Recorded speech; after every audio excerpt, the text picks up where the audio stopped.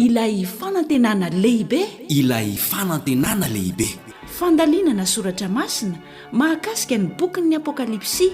Arahinao eto amin'ny onjapeo ny feon'ny fanantenana miaraka amin'ny pasteur Akida Tantely.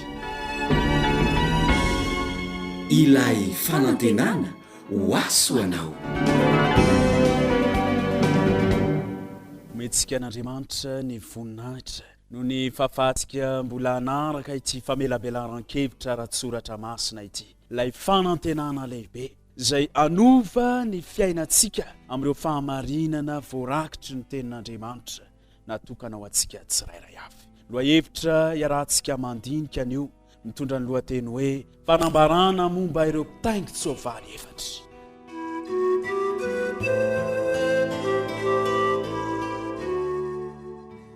Ankehitriny dia gaga isika mantantena manao hoe nahoana moa ny betsaka toy izao ny karazam-piangonana. Raha atao anaty boky anankiray ny lisitry ny fiangonana sy ny mombamomba azy eo amin'ny tanàn-dehibe anankiray hoe izy avokoa moa izy ireo ary ahoana ny mombamomba azy dia angamba ho lasa boky matevina indrindra izany. Ary sahiran-tsaina isika ny amin'ny fahamaroan'ny fiangonana hoe aiza ny tokony hidirana, iza ny manana amin'ny fahamarinana. Toa samy milaza ny azo marina avokoa ny rehetra. Efa nantantena ve na hoe ahoana zany no ahafantarana ny fiangonana marina? Ny soratra masina aloha no ilayntsika tinina voalohany indrindra. Ato anatin'ny soratra masina no ahitantsika ny fahamarinana rehetra, ary rehefa zany dia ho jerentsika ireo fiangonana izay mampianatra sy mitana izany fahamarinana izany. Io ny fomba ahafantarantsika ny fiangonana marina. Amaly atsika ny antony mahamaro ny karazam-piangonana ny Baiboly. Ary ny bokin'ny Apokalypsy ihany koa dia maneho amintsika hoe nahoana moa no maro karazana toy izao ny fiangonana eto amin'ity zao tontolo izao ity. Ny bokin'ny Apokalypsy dia manambara ny amin'ireo mpitaingi-tsoavaly efatra izay maneho ny atoko-pivavahana, ireo tantara ny fiangonana teo amin'ny vanim-potoana ny fandimby eo amin'izao tantara ny tany izao. Andriamanitra no manazava amintsika izany faminaniany Apokalypsy izany, manaisitra ny tombo-kase ny amin'ireo fahitana toa feno mistery izay mahasarotra ny fandinina ny soratra masina. Zao no ambarany amin'ny Apokalypsy 4:1 manao hoe: ary nahita rehefa nivandy zanak'ondry ny anankiray amin'ny tombo-kase 7, ary hitako fa indrony soavaly fotsy, ary zay nitaingina azy dia nanana tsipika, ary nomena satro-boninahitra izy dia nivoaka izy ka naharesy sady mbola haresy. Aseho eto zany loha ny soavaly fotsy izay maneho ny fiangonana voalohany tamin'ny taonjato voalohany. Ny loko fotsy dia maneho fahadiovana. Ilay soavaly fotsy zany dia anehoana ny fahadiovan'ny fiangonan'ny taonjato voalohany. Ilay fiangonana nanomboka tamin'ny taona 130 taorian'i Kristy hatramin'ny taona 100 taorian'i Kristy. Fiangonana izay nadio, fiangonana izay nanana hery, aseho amin'ny soavaly fotsy, niaina tamin'ny fampianarany soratra masina, nitoky-tanteraka tamin'ny Baiboly, ary tsy nanaiky ny marimaritra iraisana naoviana. Nanolotra tanteraka ny fiainany ho an'Andriamanitra izy ireo. Ary ny fiangonana izay manolotra ny fiainany ho an'Andriamanitra, ny fiangonana izay tsy manaiky marimaritra iraisana tahaka ny fiangonana voalohany, dia lasa fiangonana matanjaka, fiangonana madio, fiangonana mahery, mitomboisa ary tsy mitsahatra mihitsy ny fitombonana dia eo aza ireo sakatsakana samihafa izay ezahany Satana anapitehana ny fiangonana. Hitantsika indray ny manaraka soavaly hafahafa, soavaly mena. Ao amin'ny Apokalypsy 4:1-4 zao ny voalaza ny tenin'Andriamanitra. Dia nisy soavaly hafa mena nivoaka, ary zay nitaingina azy dia navela naisitra ny fihavanana amin'ny tany mba hifamonoa ny olona ary nomena sabatra lehibe izy. Ity soavaly mena ity indray dia maneho ny fiangonana izay niaina tao anatin'ny fanenjehana, niaina tao anatin'ny fandatsahana rehefa namoaka didy ny Romanina ny amin'ny anenjehana ireo Kristianina, dia mbola nitoetra mahatoky ireo mpanaradian'i Kristy. Mbola tsy niala tamin'ny fanarahana ny soratra masina izy ireo. Ny mpanoratra tantara nga Eusebius, ilay mpahay tantara malaza azy, dia nilaza mihitsy manao hoe rehefa nitononona ny didim-pitsarana fanamelohanao faty ireo kristianina fahiny dia mbola tsy niemitra mandrakariva izy ireo, mbola nihira-pifaliana nanome voninahitra ny dera sy ny saotra an'Andriamanitra. Izany no netiny niantrika ny famonoana sy ny fampijaliana nataon'ireo ampira Romanina tamin'izany vanim-potoana izany. Ity soavaly mena ity dia maneho ny fiangonana nanjakany ramandrika vokatry ny fanenjehana nanomboka tamin'ny taona 100 taorianan'i Jesosy Kristy hatramin'ny taona 330. Fiangonana miosin-drà. Ny manaraka dia asehon'ny bokin'ny Apokalypsy fa nisy soavaly mainty nipoitra indray. Apokalypsy 9:15 manao hoe ary rehefa nivahana ny tombo-kase fahatelo dia reko ny zava-mananaina fahatelo nanao hoe avy. Ary hitako fa indro nisy soavaly mainty ary izay nitaingina azy nitondra mizana teny an-tanany. Inona indray ity asehon'ny soavaly mainty ity? Fa inona nitranga teo amin'ny tantara ny fiangonana? Raha maneho fiangonana madio ilay soavaly fotsy, raha maneho fiangonana niaritra fanenjehana ilay soavaly mena, maneho fiangonana manahoana kosa ity soavaly mainty ity? Satana dia miasa amin'ny fomba tsy takatry ny saitsika.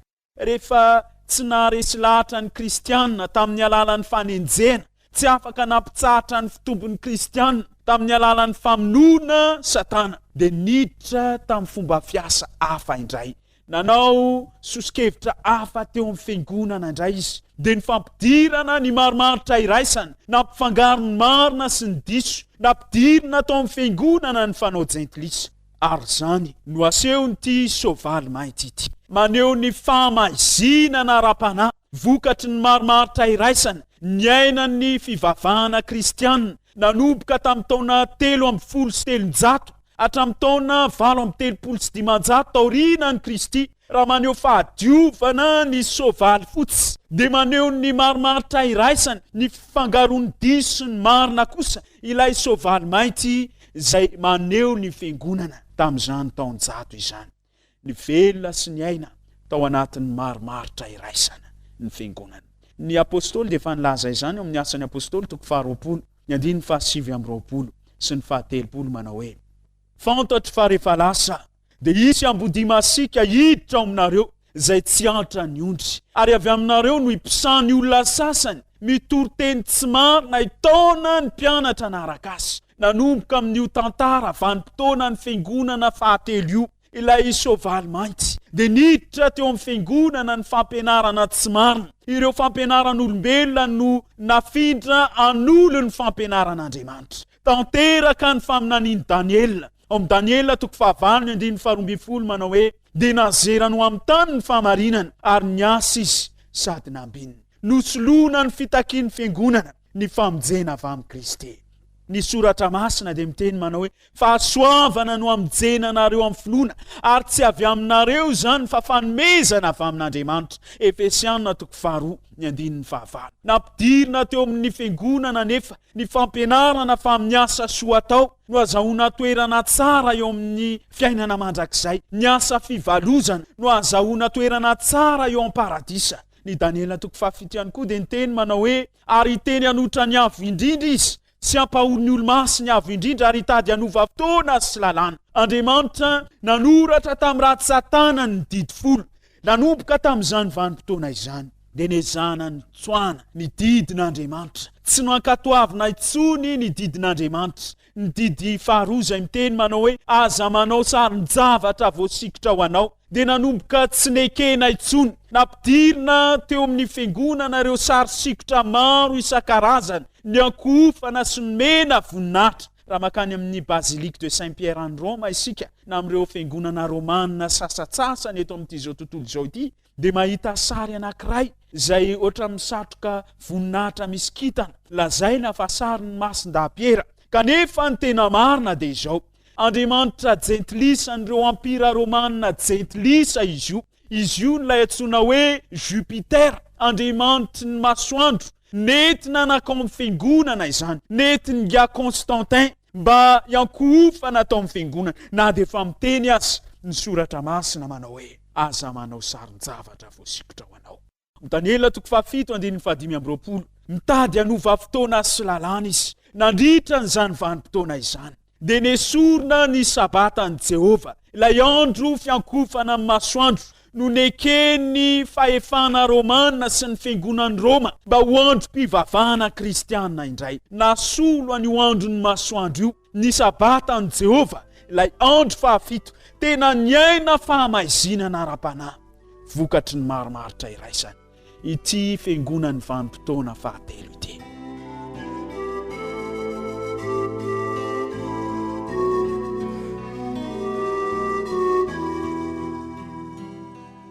Ny fiangonana manaraka dia hitantsika amin'ny Apokalypsy 4:9-15 manao hoe: ary hitako fa indro nisy soavaly atsatra, ary ny anaran'izay nitaingina azy atao hoe fahafatesana, ary ny fiainatsita nanaraka azy. Ary nomena fahafatesana tamin'ny ampahefatry ny tany ireo amono amin'ny sabatra sy ny mosary sy ny fahafatesana sy ny bibidia ety an-tany. Inona indray ity soavaly ohatry ny lazaina fa hatsatra ity? Maneho inona eo amin'ny tantaran'ny fiangonana indray zany? Io dia anehoana ny finoana maty izay nivelomany fiangonana kristianina nanomboka tamin'ny taona 735 hatramin'ny taona 750 tao aorianan'ny Kristy. Izany vanim-potoana izany dia vanim-potoana nahafatesan'ny finoan'ny fiangonana, ny velona tao anaty aizina mikitroka tanteraka ireo vahoaka n'Andriamanitra, tsy nekena ny fampiasana ny Baiboly. Ireo pretra ihany no navela ahitana ny soratra masina any ka lasa atsatra ara-panahy ny fiangonana. Vanim-potoana ny aizina izany izay nikambana ny fanjakana sy ny finoana. Tamin'izany fotoana izany dia ny mpitondra fivavahana ihany no sady mpitondra fanjakana, ary eo izay tsy manaiky ny fahefana na dia mivoaka amin'ny soratra masina azy dia miaritra famonoana sy fampijaliana. Niditra tsikelikely teo amin'ny fiangonana ary nianazo laka ny marimaritra iraisana. Natomboka ny fanaovana ny fahazaran'olombelona ho fanao teo amin'ny fiangonana, ny fanamelohana izay tononon'ireo pretra tsy Andriamanitra intsony no ekena ho mpanonona famelan-keloka sy fanamelohana, fa lasa ny mpitondra fivavahana no mpamela heloka sy mpanameloka. Niditra teo amin'ny fiangonana ny asa fivalozana, ny sary sikotra, ny fiheverana fa Andriamanitra na dia Andriamanitra azy dia azo ioarana ny fahefana. Ireo mpitondra fivavahana dia afaka miteny zavatra hafa ankoatra noho izay lazain'Andriamanitra, nekena ny fotom-pampianaran'olombelona. Tafiditra teo amin'ny fiangonana izany ary niaina aizina tanteraka ny fiangonan'Andriamanitra. Move tena adino mandrakizay tokoa ny fahamarinan'Andriamanitra nandritra izany vanim-potoana izany.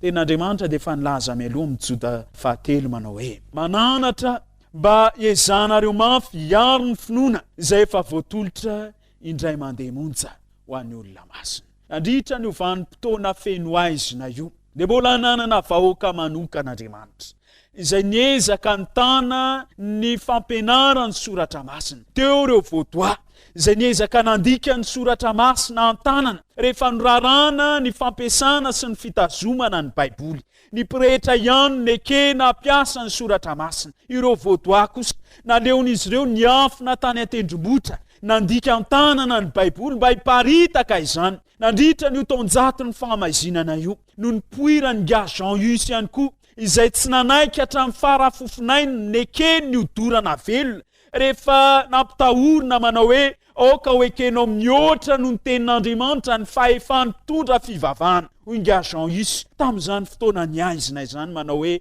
ny fankatoavana n'Andriamanitra ihany no lahara-pahamehana.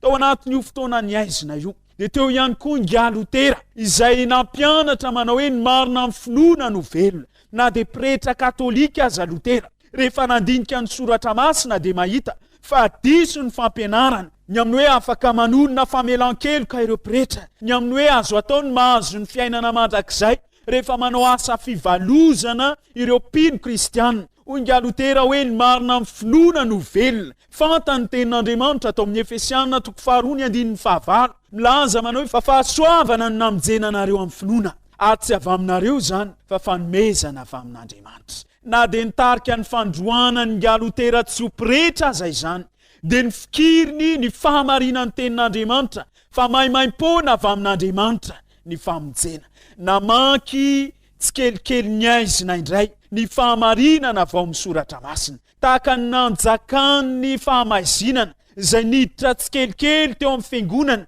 mandra-paharakotry ny aizina ny fiangonana kristianina. Dia tahaka izany indray noho niverena ny fahamarinana, niverina tsikelikely ny fahazavany tenin'Andriamanitra. Ho apolana toko 4:7-10. Fa ny lalan'ny marina dia toy ny fipoakandro maraina izay mihamazava mandra-pitatao vonan'ny andro.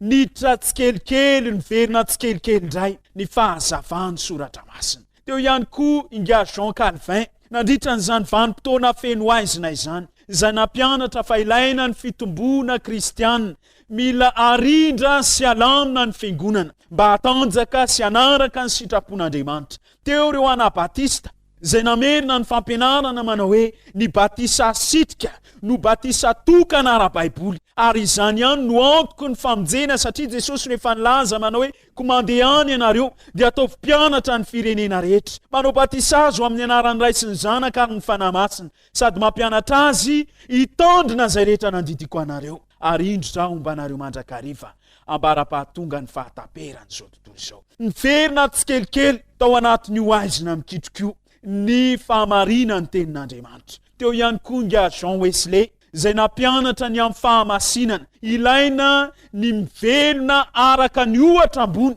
ny atsony Kristy atsika. Teo nga William Miller nandritra n'io aizina mikitroka ara-panahy io, namerina ny fahamarinana amin'lohan'ny indray. Nitory nga William Miller fa ho avy tsy ho ela Jesosy Kristy rehefa nanomboka adiny-pino ity antony fivavahana kristianina ny amin'ny fiverenan'i Jesosy eo amin'ny raon'lanitra ity, dia nampatsiahivy ny fanahy tamin'ny alalan'ny nga William Miller indray fa ho avy tsy ho ela Jesosy Kristy. Ary amin'izao andro farany izao dia mamerina amin'ny fahafenony ny fahamarinana indray Andriamanitra.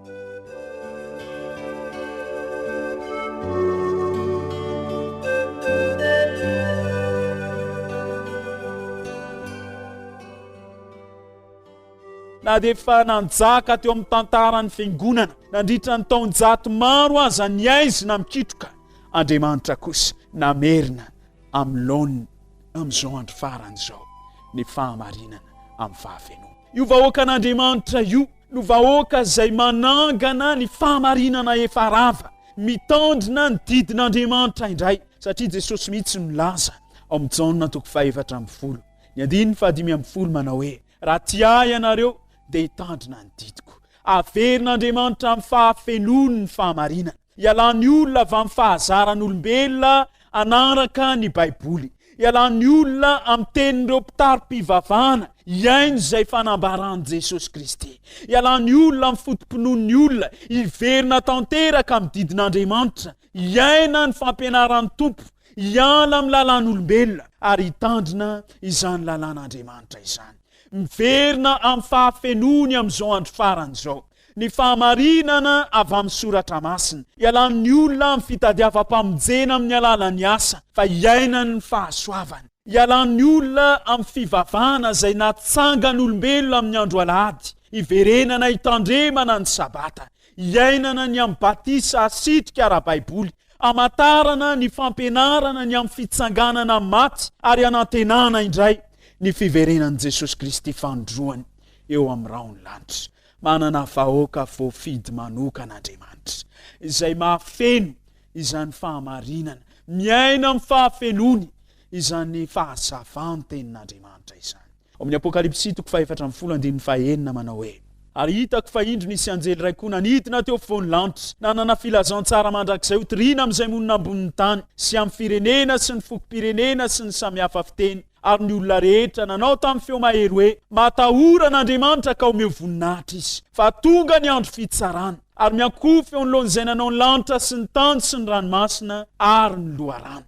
Amin'izao andro farany izao, amin'izao andro mpitsarana izao, dia manana ny vahoaka ny Andriamanitra izay antsony ankoka aminy, izy ilay mpahary, izy ilay mpamorona an'izao tontolo izao, izy ilay mitaky ny olona hitsatra rehefa tonga ny andro sabata, hitandrina izany didin'Andriamanitra izany. Araka ny ambarany Apokalypsy toko 4:12 manao hoe indro ny faharetan'ny olona masina, dia izay mitandrina ny didin'Andriamanitra sy ny finoanan'i Jesosy. Ankehitriny manerana n'izao tontolo izao dia manana izany vahoaka izany Andriamanitra. Jereo, iza ny vahoaka an'Andriamanitra mitandrina ny sabata, iza ny vahoaka an'Andriamanitra mitandrina ny didin'Andriamanitra satria efa nivonjeny maimaim-poana. Iza ny vahoaka an'Andriamanitra miaina amin'ny fahafenoana ny soratra masina. Iza reo vahoaka izay avy amin'ny lavalo ny firenena rehetra, avy amin'ny vazatany efatra, manohy ny fikatsana ny marina tahaka ny nataon'ireo vaudois, tsy manaiky afa-tsy ny soratra masina ihany. Jereo ny vahoaka an'Andriamanitra izay mitazona ny fahamarinana ara-baiboly, mankatoa an'Andriamanitra noho ny fahasoavana, noho ny famonjeny tahaka ny nataon'i Jean. Jereo ny vahoaka an'Andriamanitra izay mino fahavonjena maimaim-poana amin'ny alalan'ny fahasoavana tahaka ny nataon'i Martin Luther. Jereo ambonin'izany rehetra izany ny vahoaka an'Andriamanitra izay mitana ny fitandrona ny fandaminam-piangonana tahaka ny nataon'i Jean Calvin. Ny vahoaka an'Andriamanitra izay manaiky ny batisa sitrika tahaka ny ataon'ireo anabatista fahizay. Ny vahoaka an'Andriamanitra ambonin'izany rehetra izany izay manaiky ny antso ataon'i Kristy iainana amin'ny fahamasinana ao amin'ny tenin'Andriamanitra. Ny vahoaka an'Andriamanitra izay mitory fa ho avy tsy ho ela Jesosy Kristy tahaka ny nataon'i William Miller. Ny vahoaka an'Andriamanitra izay mahafeno izany fahazavany soratra masina izany no vahoaka izay irian'Andriamanitra ho arahanao ihany koa mba ho isan'ny tenan'i Kristy, ho mpitandrina ny sabata ara-baiboly, hanolo-tena ho amin'ny ranon'ny batisa ary hijoro eo amin'ny fiangonan'Andriamanitra marina izay mitana ny didin'Andriamanitra.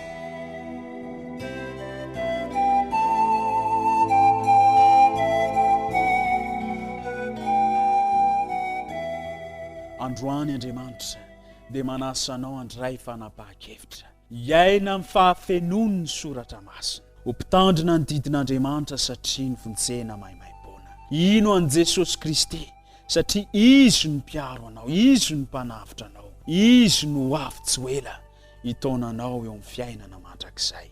Androany manasa anao Andriamanitra hiditra ho isan'ny fiangonany marina izay miaina amin'ny fahafenony tanteraka. Izany fahazavany soratra masina izany. Raiso ny fanapahakevitra ao. Miandry anao Jesosy Kristy androany.